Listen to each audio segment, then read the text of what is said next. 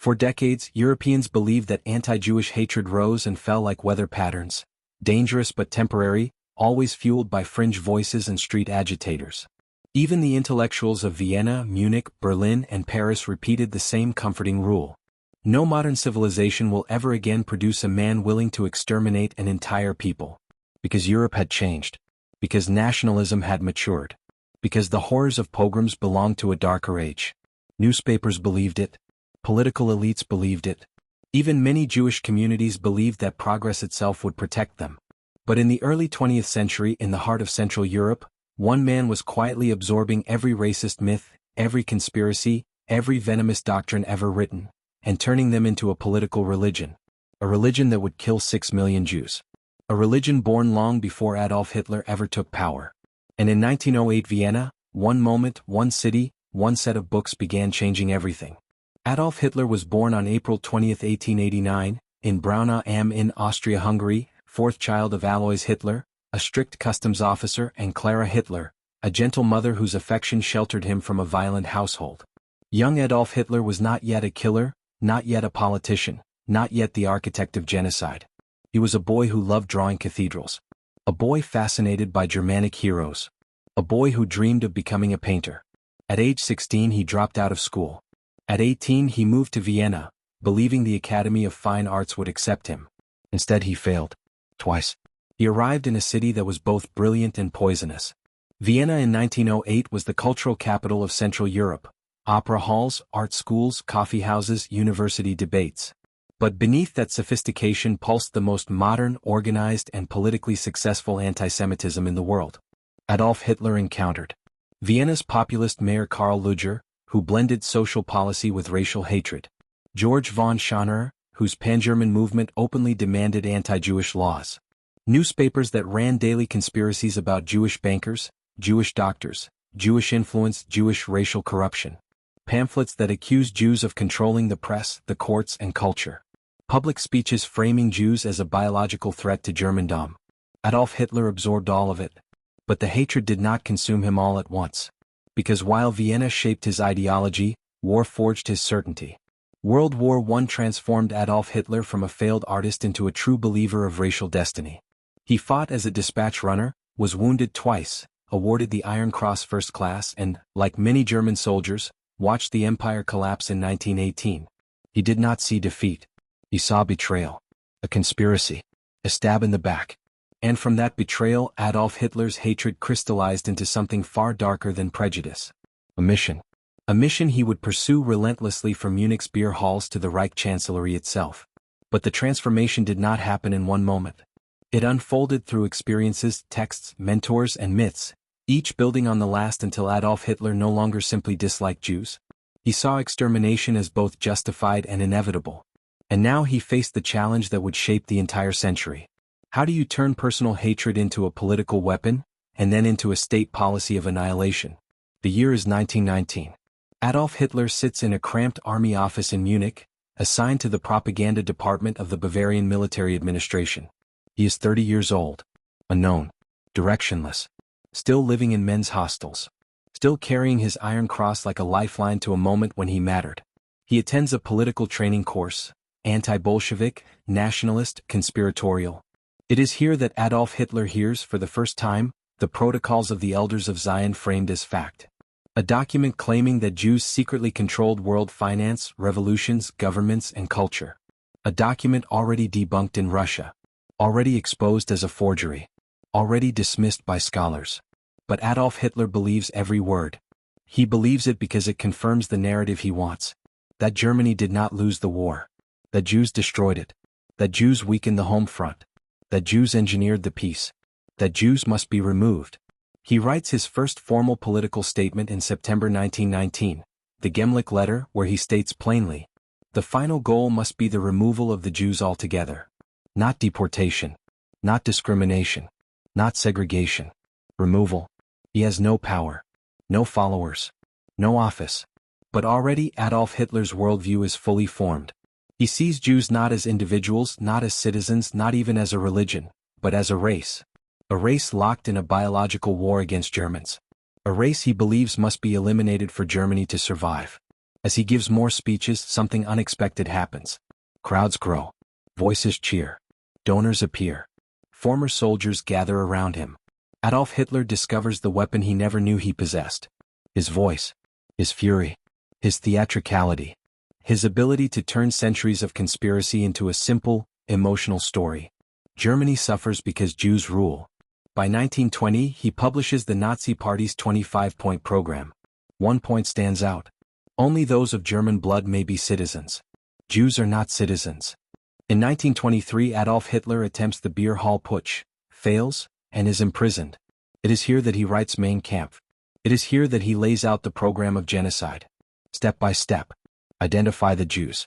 Strip their rights. Remove them from society. Confiscate their wealth. Deport them. Destroy them if necessary. The seed of the Holocaust is already in his mind, explicitly, openly, proudly. And by the early 1930s, tens of thousands rally to his cause. Not because Adolf Hitler is original, but because he is willing to push the old hatred further than anyone else. And then, the unimaginable happens. In January 1933, Adolf Hitler becomes Chancellor of Germany. He now controls the police, the army, the courts, the schools, the press, the propaganda ministry, and the machinery of a modern state. He has the power to turn doctrine into law, law into action, action into extermination. And he moves fast. 1933, Jewish businesses boycotted. 1935, Nuremberg laws strip Jews of citizenship. 1938, Kristallnacht terrorizes the community. 1939, deportations begin. 1941, Einsatzgruppen begin mass shootings. 1942, Wannsee Conference formalizes the final solution. The hatred that began in Vienna streets, in conspiracy pamphlets, in failed art school dreams has now become industrial murder. Push east. Deport. Shoot. Starve. Yes. Burn. The system is running. And Adolf Hitler believes he is fulfilling history itself. Einsatzgruppen kill over 1 million Jews by bullets alone. Death camps kill millions more. The world watches too slowly. The German military reports executions as special actions. Propaganda frames genocide as self-defense. The hatred Adolf Hitler nurtured for 3 decades becomes national policy. But this story is not just about destruction. It is about how a single man weaponized centuries of prejudice and turned them into genocide. And how leaders across Europe failed to recognize the warning signs until it was far, far too late. What the world did not understand, what even Adolf Hitler's closest allies did not fully grasp, was that his hatred was never merely political. It was structural, programmatic, total. And once Adolf Hitler gained state power, the consequences radiated outward with a force no one could stop. The first ripple came in 1933, when Adolf Hitler purged Jews from the civil service, the courts, universities, and cultural institutions. Those policies did not simply exclude a minority, they sent a message to German society. Hatred is now law. The second ripple came with the Nuremberg laws of 1935, which declared Jews subjects rather than citizens.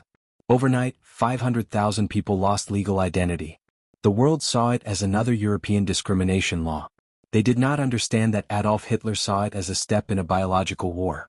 The third ripple came in 1938, when Kristallnacht burned synagogues, destroyed thousands of Jewish businesses, and sent 30,000 Jews to concentration camps. Foreign governments condemned the violence, but they still believed Adolf Hitler's goals were territorial, not genocidal. They were wrong. By 1939, when Adolf Hitler invaded Poland, Einsatzgruppen units followed the Wehrmacht with explicit orders. Eliminate potential enemies. In practice that meant Jewish community leaders, Jewish teachers, Jewish intellectuals, Jewish men aged 18 to 60. Eventually, entire Jewish populations of towns and villages. Reports from the field showed numbers that shocked even some German officers. 500 killed in one action. 1,200 killed the next. 3,000 in a single town square. Yet for Adolf Hitler these were not atrocities. They were necessary measures. By 1941, when Germany invaded the Soviet Union, Adolf Hitler removed the final restraint. He issued the Commissar order, calling for ideological enemies to be wiped out without trial. The logic expanded instantly. If communists could be killed for their ideology, why not Jews for their race? The genocide accelerated. Einsatzgruppen A, B, C, and D swept through Lithuania, Latvia, Belarus, and Ukraine. Their reports, countersigned by German officers, Record exact totals. 33,771 Jews murdered at Babi Yar. 28,000 in Riga. 15,000 in Kamenets-Podolsky. 10,000 in Minsk. 12,000 in Vilnius. Each number was marked as a success. What the world didn't know was that Adolf Hitler read these reports. He approved them. He celebrated them. The next ripple erupted at the Wannsee conference in January 1942. 15 high-ranking officials gathered in a quiet villa outside Berlin. Their task was not to design genocide. Adolf Hitler had already decided that. Their task was to organize it, to make it efficient, to make it irreversible. The final solution was formalized. Deport all Jews under German control to extermination centers. Use rail networks for mass transport. Establish killing factories with gas chambers. Burn bodies in crematoria. Record deaths as special handling. 6 killing centers were built. Auschwitz-Birkenau, Treblinka, Sobibor, Belzec, Chelmno, Majdanek. At peak capacity, Auschwitz alone murdered up to 12,000 people per day. Trains arrived every few hours. People stepped out onto the selection ramp. Doctors pointed left or right. Within 20 minutes, entire families were gone. This was the endpoint of Adolf Hitler's early ideology. The logical conclusion of every myth he absorbed in Vienna. The culmination of every conspiracy he had transformed into political dogma. The ripple became a tidal wave. By 1943, nearly every major German institution, from the Foreign Office to the National Railway, was participating in genocide. Universities wrote racial studies. Doctors selected victims. Business leaders used slave labor. Local police enforced ghetto rules. All because Adolf Hitler had built a system where hatred was patriotic and genocide was policy. And yet, the most horrifying ripple of all is this. Millions participated. Millions more looked away. And far too few tried to stop it. Not because Adolf Hitler hypnotized a nation, but because he weaponized fears that had existed for centuries, and wrapped them in the machinery of the modern state. The true impact of Adolf Hitler's hatred would not be understood until the war ended, until the camps were opened, until the photographs emerged, until survivors testified, until the world finally saw what one man's ideology, nurtured over decades, could create when combined with technology, bureaucracy, and absolute power. When the war ended in 1945, Adolf Hitler was dead by suicide in the ruins of his bunker beneath Berlin. But the ideology he built, the hatred he fused into law, the myths he weaponized, the conspiracies he turned into genocide, did not die with him. Survivors walked out of the camps weighing 70 pounds. Many had lost entire families. Children emerged without names, without memories, without homes. Their testimonies became the world's first true encounter with the scale of Adolf Hitler's hatred. People like Elie Wiesel, age 16, from Sayet.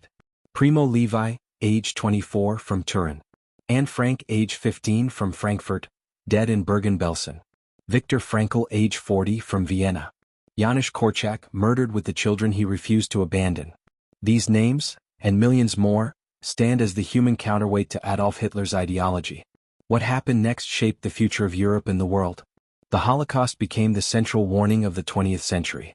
International law created the crime of genocide. Schools taught the dangers of racial hatred. Survivors built new lives in Israel, America, Europe, and around the world. Nations vowed never again. But the most important legacy is this. Adolf Hitler's hatred did not come from nowhere. It grew from ideas, books, politics, prejudices, crises, and conspiracies that people ignored until it was too late.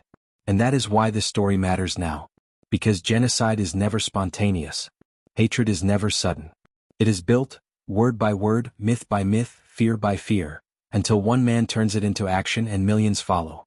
Remembering how Adolf Hitler's hatred formed is not an academic exercise.